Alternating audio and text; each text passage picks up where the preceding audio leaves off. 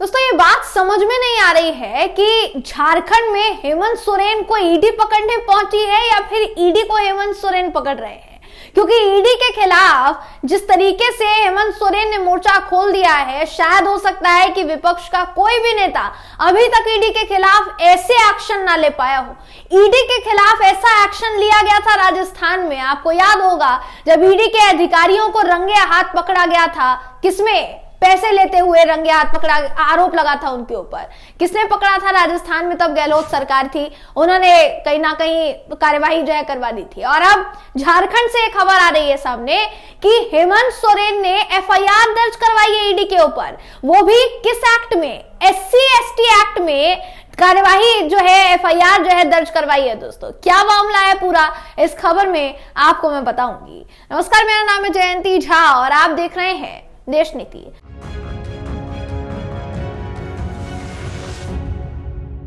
देश नीति, केवल सच्ची और पक्की खबरें। दोस्तों कुछ समय से बिहार की राजनीति को लेकर चर्चा जोरों पर थी।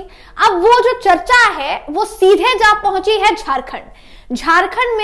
झारखंड के मुख्यमंत्री हेमंत सोरेन विकल्प तलाश रहे हैं कि अगर जिस घोटाले का आरोप लगाकर उनके खिलाफ जांच की जा रही है, जांच की मांग की जा रही है या पूछताछ करने की कोशिश की जा रही है, अगर उसमें मामले में उनकी गिरफ्तारी होती है, ईडी के द्वारा उनको गिरफ्तार किया जाता है, तो फिर अगला विकल्प क्या होगा? अगले विकल्प में सरकार गिरेगी या सरकार बनाने का प्लान ऑलरेडी हेमंत सोरेन ने तैयार कर लिया है? ये सारी चीजें चल रही है दोस्तों। इसी बीच खबर सामने आई है कि हेमंत सोरेन ने ईडी के खिलाफ एफआईआर दर्ज करवा दी है। जी हाँ, बिना देर किए आपकी स्क्रीन पर वो खबर मैं आपको दिखा रही हूं। दोस्तों मामला क्या है, सबसे जरूरी बात यहां पर यह है कि ईडी के अधिकारी हेमंत सोरेन को तलाश रहे थे। कुछ समय पहले खबरें आग की तरह फैल गई कि हेमंत सोरेन गायब हो गए हैं, हेमंत सोरेन गायब हो गए हैं, मिल नहीं रहे हैं। ईडी ने दिल्ली पुलिस को काम पर लगा दिया कि जाओ और हेमंत सोरेन को कहीं से भी ढूंढ कर लाओ, लेकिन लेकर आओ।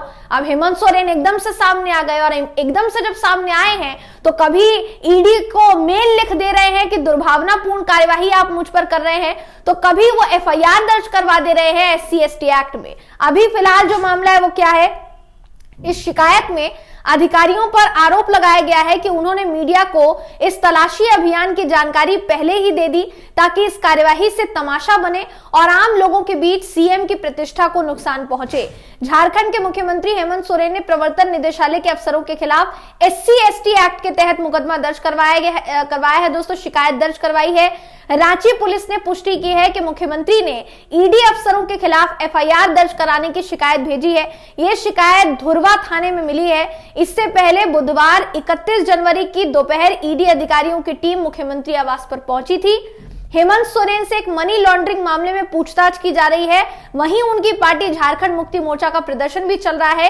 तनाव के चलते राजधानी में सुरक्षा के इंतजाम भी पुख्ता कर दिए गए हैं। दोस्तों ये जो शिकायत दी गई है इसमें क्या कहा गया है, अब इसको जरा सुन लीजिए।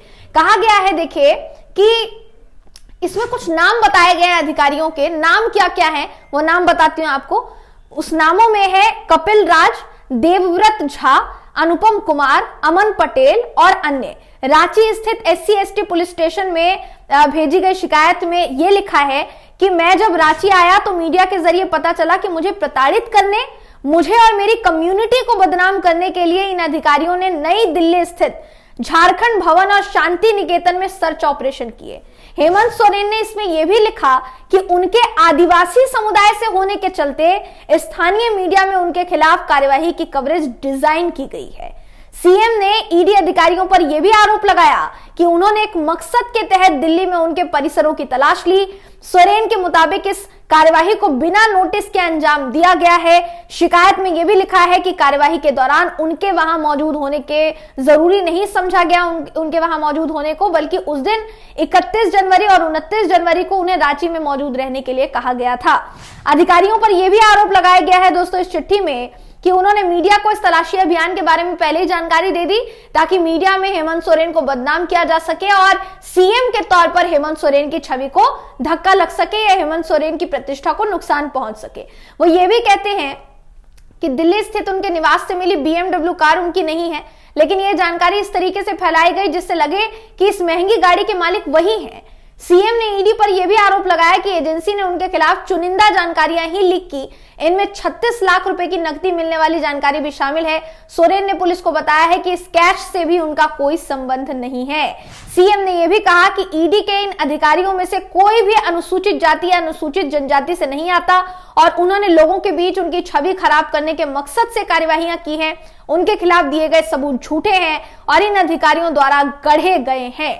सोचिए दोस्तों, ईडी गई थी हेमंत सोरेन को पकड़ने, हेमंत सोरेन से पूछताछ करने के लिए और कथित जो मामला चल रहा है उस पूरे मामले में उनकी इन्वॉल्वमेंट जानने के लिए, ताकि जो पूरा शिकंजा है वो कसा जा सके। झारखंड में आरोप लग रहा है भारतीय जनता पार्टी पर कि बहुत समय से सरकार गिराने की कोशिश की जा रही है दोस्तों, मगर कुछ भी करके साम दाम दंड भेद कोई नीति अपनाई जो जा रही है वो कोई भी नीति काम नहीं आ पा रही है। इसलिए अब उंगली को टेढ़ा किया गया है। सीधी उंगली से घी नहीं निकलता तो उंगली टेढ़ी करनी पड़ती है, ये कहावत तो सुनी होगी आपने। हो सकता है कि भारतीय जनता पार्टी पर फिलहाल यही आरोप लग रहा हो। अब भाजपा पर ही जो आरोप लग रहा है दोस्तों, ये तो चलिए एक तरफ है, दूसरी तरफ ईडी जिस पर यह आरोप लगता है कि वो देश की सत्ताधीन पार्टी के इशारों पर काम करती है, यहां हेमंत सोरेन ने उन्हीं के खिलाफ शिकायत दे दी और शिकायत में ऐसी ऐसी बातें कह दी कि बस समझिए कि ईडी के अधिकारी अपना माथा ही पीटेंगे। आप इसे हेमंत सोरेन की टेक्निक बताएंगे, उनका मास्टर स्ट्रोक बताएंगे, या फिर ईडी अधिकारियों को एक मौका दिया जाना इसको कहा जाएगा कि ईडी अधिकारियों को क्या एक और मौका मिल गया है कि वो हेमंत सोरेन के खिलाफ अपनी जांच को और आगे बढ़ाएं, या फिर हेमंत सोरेन ने अपनी चाल चल दी है। दोस्तों आप क्या सोचते हैं, आपकी क्या राय है, कमेंट करके हमें जरूर बताइएगा। अगर आपको ये वीडियो पसंद आया हो तो वीडियो को लाइक कीजिए, शेयर कीजिए, चैनल को सब्सक्राइब करना बिल्कुल भी ना भूलें। फिर मुलाकात होगी आपसे अगली वीडियो में, तब तक के लिए नमस्कार।